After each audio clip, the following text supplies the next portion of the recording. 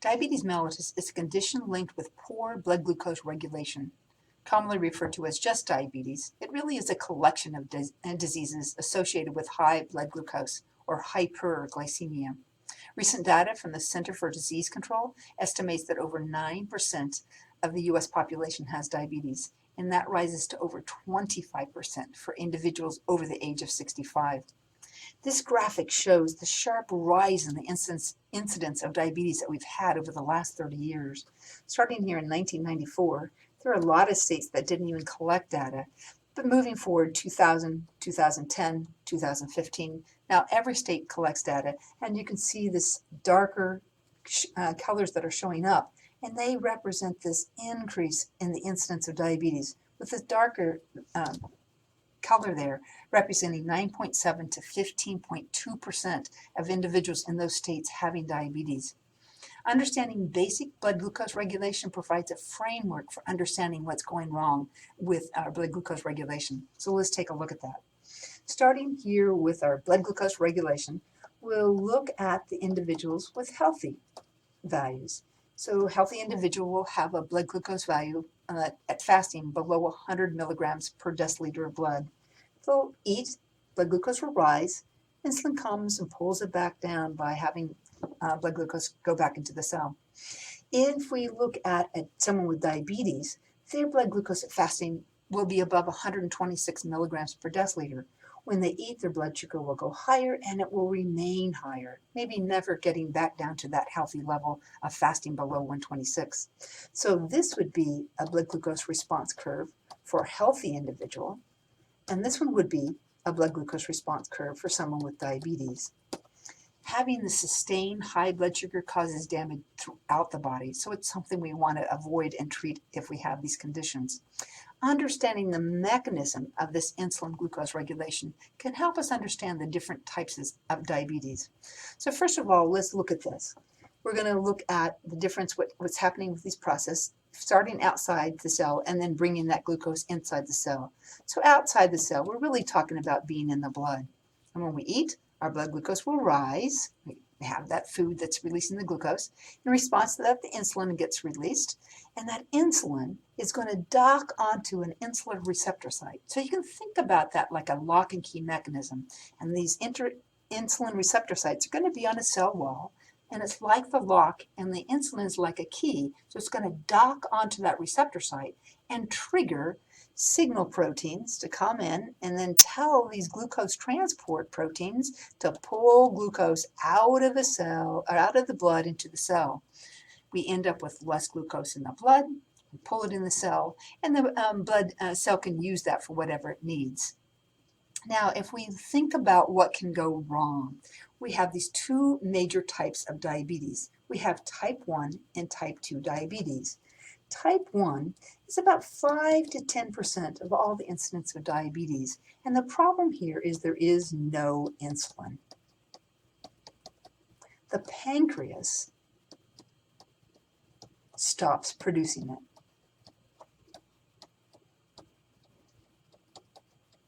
The specific cells in the pancreas, the beta cells, have actually been destroyed. So we have no insulin. We come up here. There's no insulin. We're not going to get this trigger that leads to the glucose being pulled out of the blood into the cell. So we end up with really high levels of blood glucose. If you're going to treat that situation, it's pretty straightforward. We're going to provide insulin. The whole mechanism still works, but there's just no key to trigger that response. Now, insulin's like any other protein. If I take it orally, the GI tract is going to digest it, and to function, it needs to be intact.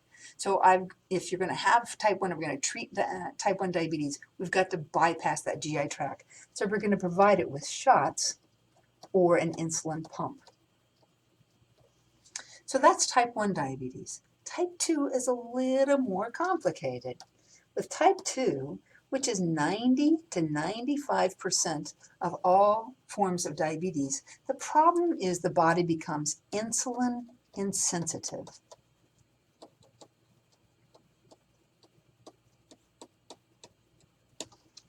So if we look at this mechanism, what could happen? We have insulin. So insulin is available, it's in the blood, but we are having a problem with these other mechanisms. Maybe it's with receptor sites. So if we had type 1, there were no keys. With type 2, the receptor sites can be jammed, the lock can be jammed. The protein has been altered in such a way that it's not functioning, it won't lock on or allow insulin to dock on. It can be with the signals, these proteins that are signaling.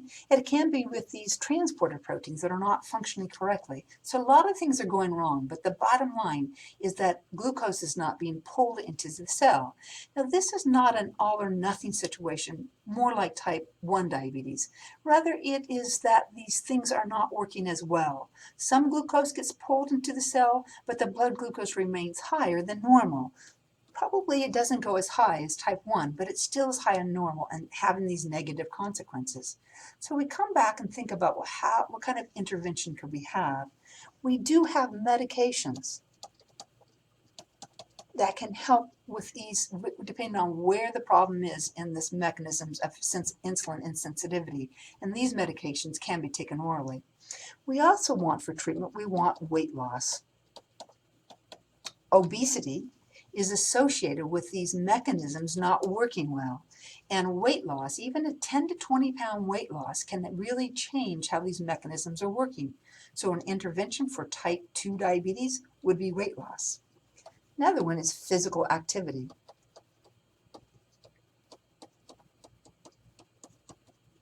Physical activity has been shown to lead these glucose transporters to work better. So physical activity is going to be an important intervention for someone with type 2 diabetes. And last but not least is consistent intake of carbohydrates.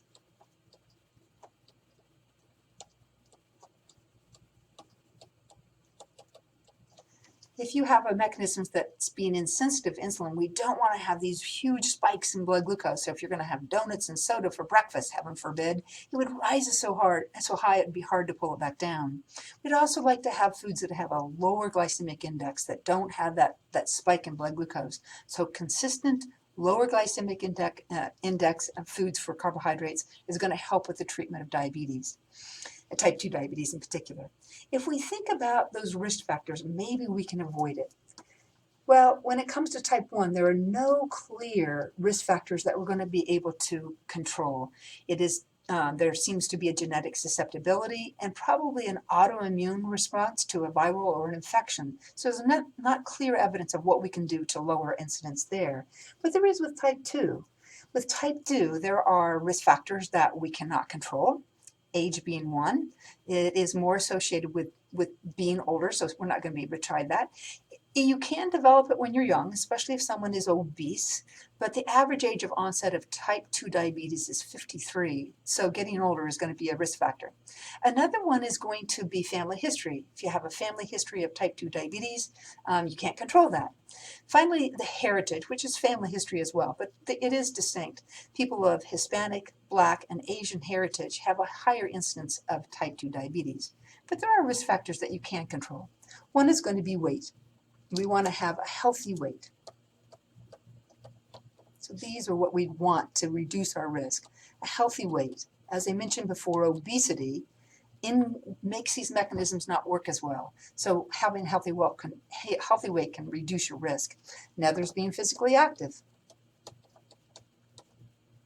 So whether it's you have diabetes and helping to treat it or to help reduce your risk. And finally, we want to have a diet that is low in highly refined carbohydrates.